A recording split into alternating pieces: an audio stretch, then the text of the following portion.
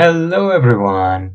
So, tonight it's a bit late here in Japan. It's 1 a.m., but it's been a long day, and I'm very happy to share a few thoughts. I had a conversation with a couple of friends about living in Japan, and I thought that maybe for some people it's interesting to share a couple of ideas about, what it's like to actually be here, what it's like to actually be in Japan, enjoy Japan, live in Japan, and do things here. So I don't want to spend a lot of time on this, about 10 minutes. So I'm going to go through 10 questions. And the first one is a lot of people ask me, is the food weird in Japan?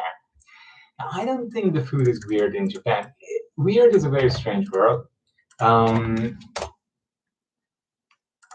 some people think weird is if the food's texture is unusual for them, but I would say in Japan, the texture of food is perfectly normal. And one thing you have to know is that in Japan, you get amazing quality American, Italian, French food as well. Um, all right, second one. Are people in general very polite in Japan? Yes, I would say they are. People are very polite in Japan, and they're polite in a very good way, in the way in which polite means respectful. So people are usually, um, they will wait and let you pass the street, even if they're in a hurry. They will, at the stores, you get amazing service. They will never utter anything that might be offensive to you. And usually they are just very, very good at assisting you in whatever kind of task you are doing at the moment. Right. So the next thing is, do people use fax machines? So there is somehow this funny trope that in Japan people use fax machines, and this is supposed to represent how antiquated Japanese business is. Now, two things about this. Fax machines are not antiquated. Good, up to date fax machines are more secure than internet connections, and businesses everywhere in Europe and the US use them. Businesses and also, especially medical offices, because medical records need to be confidential very strictly, and fax machines are fantastic for that. Um, Another thing, the businesses are not that antiquated. There are some old-fashioned things, but that's not necessarily bad. Often it's just that Japanese companies don't want to jump on the latest trend. Very often the latest trend in business is a fad and it goes away very quickly. So for large organizations, governmental organizations, business organizations, it doesn't make sense to invest a lot of money into training and buying new equipment, software, whatever. Right, the next one. Do people always eat rice and sushi? So this is an enormous misunderstanding about Japan. Food is fantastically varied here.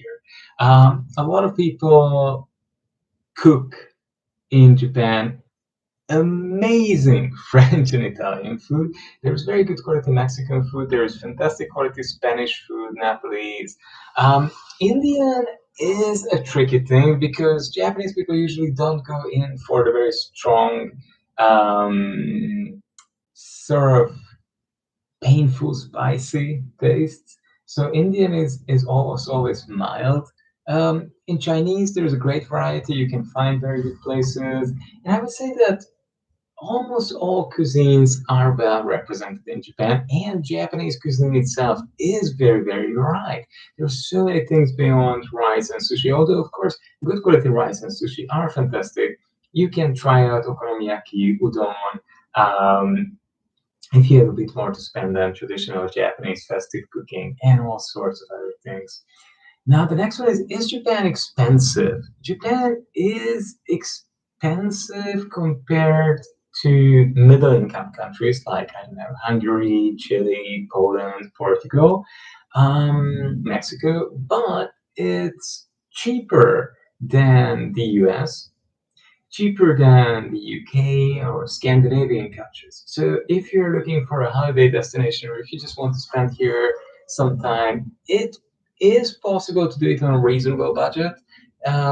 What you will probably have to spend quite a bit on might be transportation. The transportation system is amazing, the public transportation system, but it's not that cheap. And the other thing might be your accommodation. There is very little Airbnb, and it's not as cheap as in some places across Europe, especially. Do people wear weird costumes in everyday life? So some people think that people in Japan run around in anime or manga costumes. Nothing could be further from the truth. If you go out on the street in Japan, you will find that most Japanese people dress very fashionably or for their work, which is almost always official wear. Most Japanese people, if you go out on a weekday, ride the trains in Japan, you will see that most men are wearing suits or semi-formal dresses, semi-formal clothes, and most women wear costumes or semi-formal. Even people who have their day off, the majority of people dress quite nicely. They try to please others. They try not to offend others. So the kind of idea that you wear whatever you want, of course, that's present here too. People have their own style and they like to wear whatever they're comfortable with, but they try to dress in a way that makes others also pleased and comfortable. Do the Japanese work very long hours? Now, this is an interesting question. There's a great variety of working times in Japan, and it's sort of a myth that every Japanese person works very long hours every day, especially since I think from the mid 90s onwards, Japan has been cracking down on very, very long working hours. Government offices and most government employees in hospitals and other places, schools, will finish sometime between 5 and 7. Some businesses will people will finish between somewhere 6 to 8 p.m.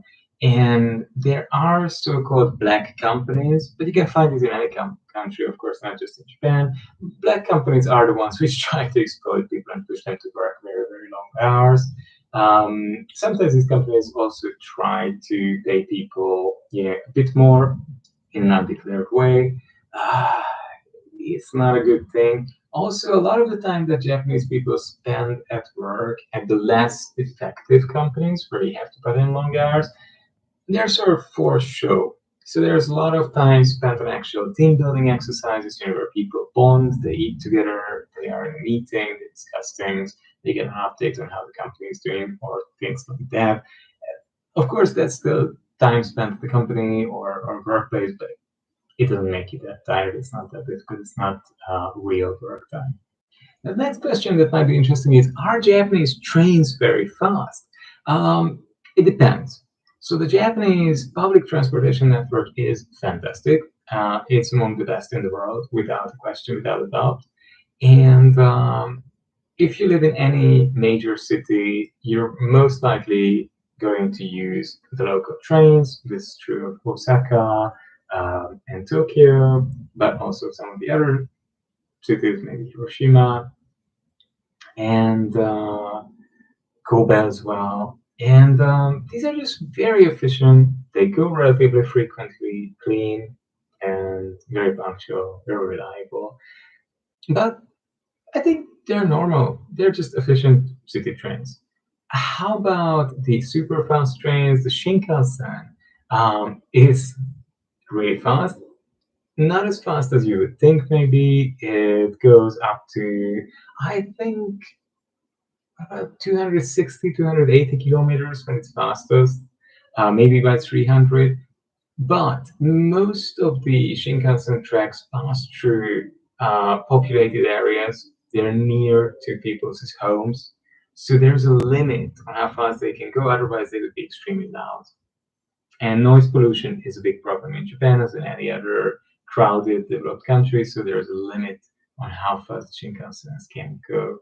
Still, it's very, very convenient. You can get to cities which are 2, 4, 5, 600 kilometers away in 1 to 1.5 hours, 3 hours or so. So that's fantastic. It's much faster than most other parts of the world, or you would need to fly in other parts of the world. But of course, boarding the train is much, much easier, more convenient, and cheaper than flying. So yeah, trains are very fast. Do Japanese people have very poor English? Is a question that some people ask me. It depends. What do you compare it with? If you compare this with the English level, it's native speaking, the native countries, Australia, Canada, England, US, of course. I mean, Japanese people are not native speakers. If you compare it with the majority of, I don't know, Chinese, Thai, German, Italian, French speakers, it depends. It greatly varies by individuals and the schools they went to. I would say that most Japanese people have a very good command of reading. Their grammar and their vocabulary is usually fine. What a lot of Japanese people have an issue with is actual communication because they never really spent time living abroad, never really mastered the norms of an exchange in English. And of course, these vary from culture to culture, and Japanese culture is very different, especially from American culture, but even a bit from English culture and continental European cultures.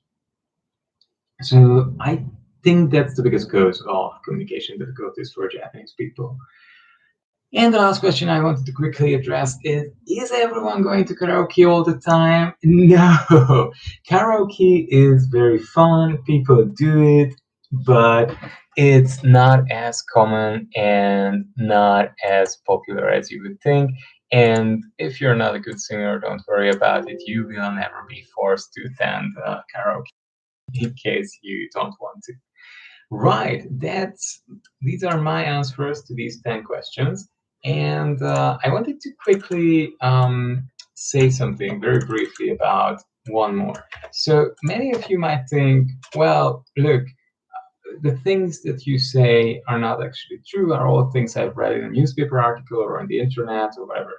People repeat about Japan, as they do about any other country, a lot of sort of panels. These have been usually worked out by newspaper writers or propagandists, government employees, military employees at different times. And if you look at most of the panels about Japan come from 1980s from the US when Japan and the US had a bad relationship. The US was waging an economic war on Japan at that time because Japan was doing better economically than them. It's a little bit similar as the US China situation at the moment. And so these anti Japan panels, they were also only partially valid at the time, and most of them are not really true or valid anymore. So if you're looking for good quality information on Japan, then check resources which are up to date.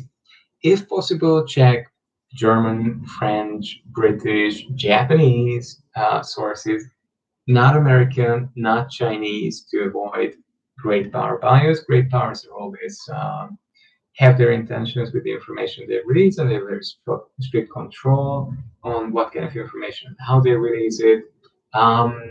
And talk to people that actually live in Japan and ask them about their day-to-day experiences rather than about their general ideas. A lot of people who come here are very young, they haven't really lived much abroad, and they're just going to echo the same kind of things they've read on the newspaper and all the textbook or they heard from their parents. So look into things a little bit more, and you will find out that Japan is actually a very, very comfortable and pleasant country.